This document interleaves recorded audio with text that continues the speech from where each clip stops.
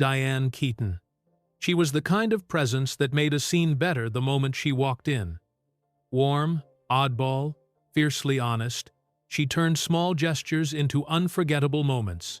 At nearly 80, she'd built a career that wasn't about glamour so much as truth. People loved her because she seemed to live the same way she acted, unafraid to be herself. When she quietly passed on the 11th of October 2025, it felt like the end of an era not just for her work, but for a kind of vulnerability she brought to the camera. Al Pacino. He's always been the opposite of outward warmth, explosive, guarded, private. Yet somewhere between the smoke and the long pauses, he and Diane found a rhythm. Their chemistry in one of cinema's most famous sagas wasn't just acting, it was a long, complicated conversation that stretched across decades. He rarely spoke of it until later in life, when memory and reflection loosened the tongue. They met on a very ordinary day during auditions and made something extraordinary. Young, uncertain, and untamed by Hollywood rules, they read lines opposite one another and something clicked. The director saw a silence in him and a light in her, a balance that grounded the film's darkness. That first scene together was a wedding.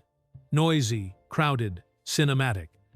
But what followed on set was quieter shared cigarettes, small laughs, long looks.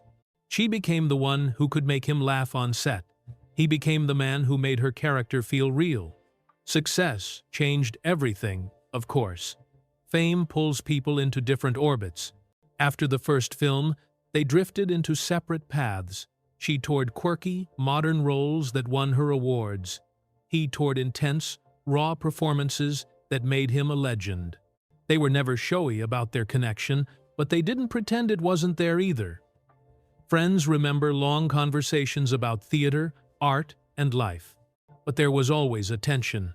She leaned into openness. He retreated into solitude.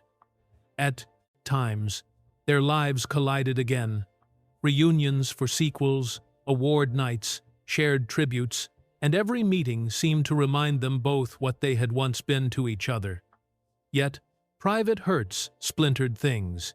A personal revelation on his side, fathering a child outside their relationship, created distance she couldn't bridge.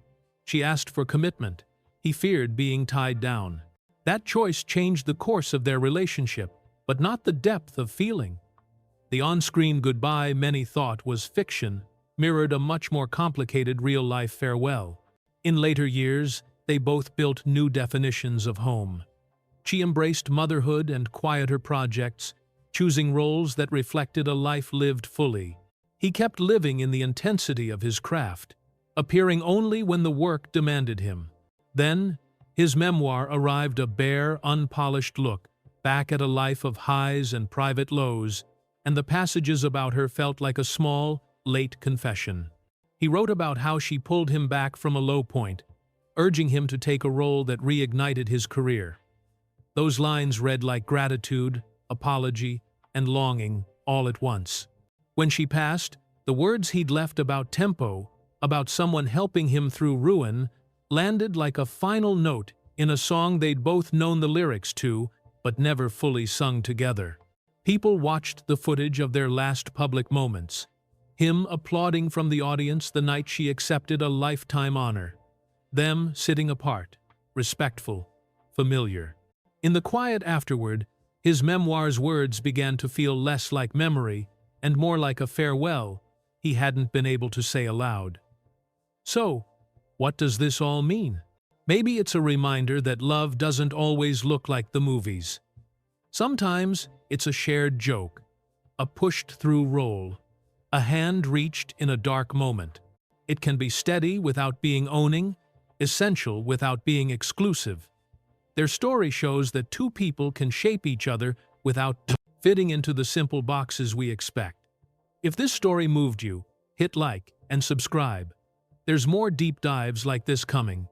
Tell us in the comments which on-screen goodbye felt the most real to you. And remember, sometimes the quietest lines are the ones that say the most.